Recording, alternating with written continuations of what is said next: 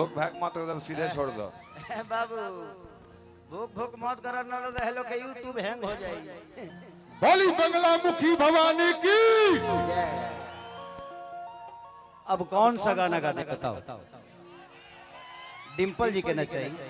हाँ हाँ आइए डिम्पल जी आइए। हाँ भाई इनको सर्विस ले जरूरी है कि हो लटक जाइबा बाचब ना बेरा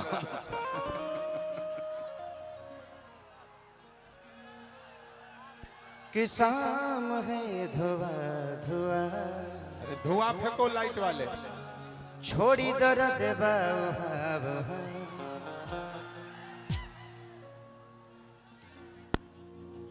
कि सभा के कहे सुन बाबू जान ली तो कहला काता के लईकी काला जादू जाने ली आप सच में आज बहुत खूबसूरत लग रही हैं। हमने बोला है कि हम हमेशा आपको छेड़ते रहते हैं, लेकिन आज हम डिम्पल जी को छेड़ेंगे नहीं। सही बात। क्यों? क्योंकि छेड़ने के लिए हम कल्लू बाबा को बुलाए हैं। यो तैयारी है बड़े आप छेड़ दीजिएगा हम बर्दाश्त कर लेंगे। हम ना बोले पूछो। एक बार मैं चाहता हूं कि डिम्पल जी के लिए ताली बजा दीजिए आप लोग। जोरदार ताली आगे से लेकर पीछे तक, ऊपर से लेकर नीचे तक। रे अथी कहां भाई एलम सरवा। हां तू ना बोलबो तो ना चिन्हबो। का करे एकरा नु पैसा ली ले तो मुंह से मत बोल। काठी से बोल। पर्दा के पीछे से बोलो। तो कौन सा गाना गा दे बताओ आप लोग? हाँ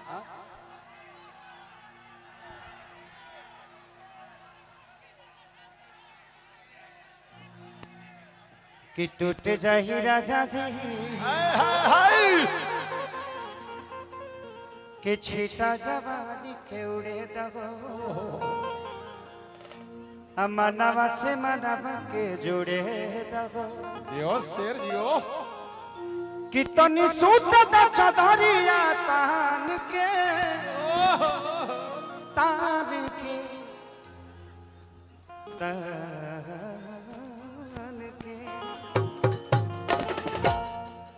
तो टूट जाही राजा जी। ये गाते मानी नायका में शौक है, नायका में से कि उसने कहा बताई डिम्पल तू हलचल हो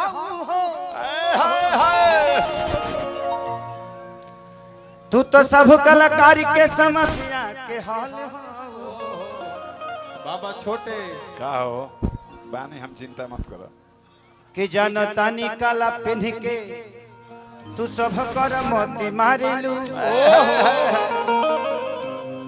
आ केहू के ब्रेकअप हो जाला तो तू ही संभाले लू। तसल्ली देती हो कि मैं हूँ, दोस्त आपकी है।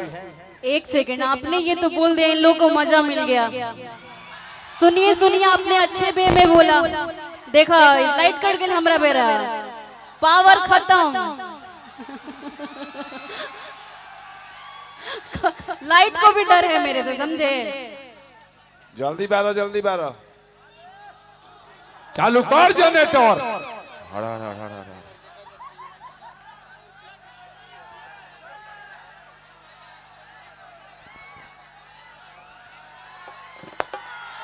वाह आ गया।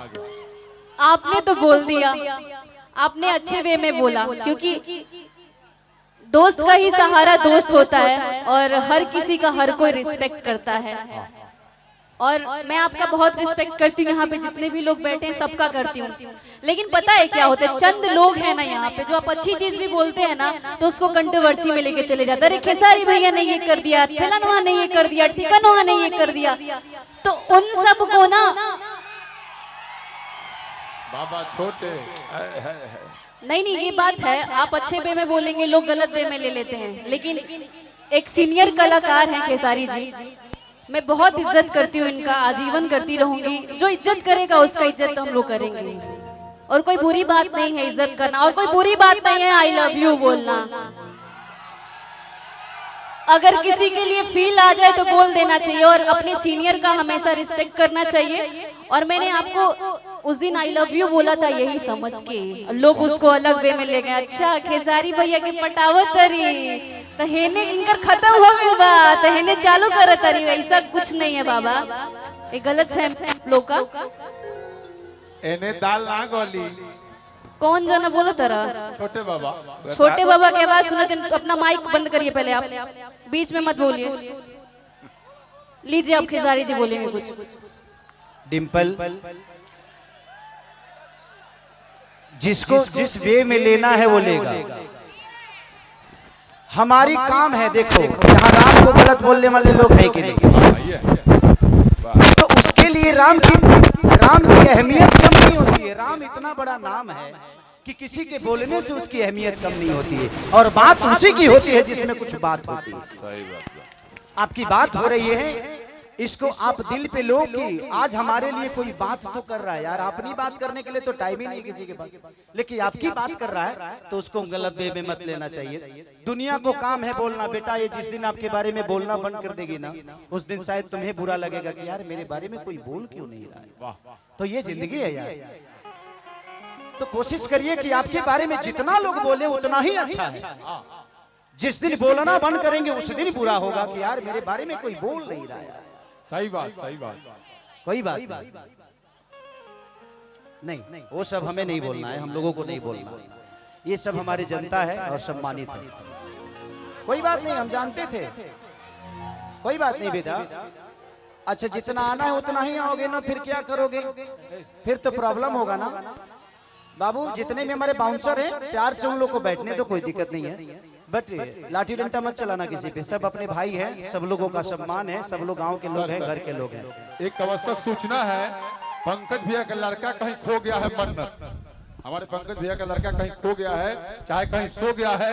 प्रशासन के लोग अपने लोगों से आग्रह करूंगा कि मन्नत बाबू कि छीटा जवानी के उड़े मनवा से मनवा के जुड़े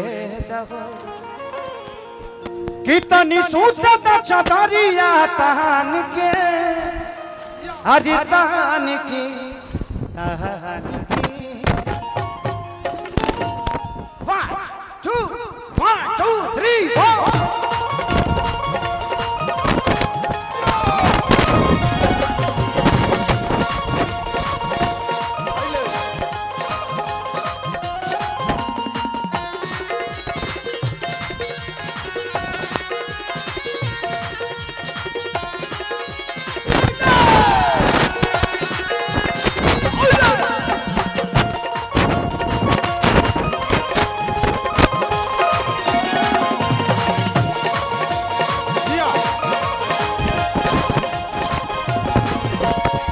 4 जवानी के उड़े दहो मनवा से मनवा के जुड़े दहो।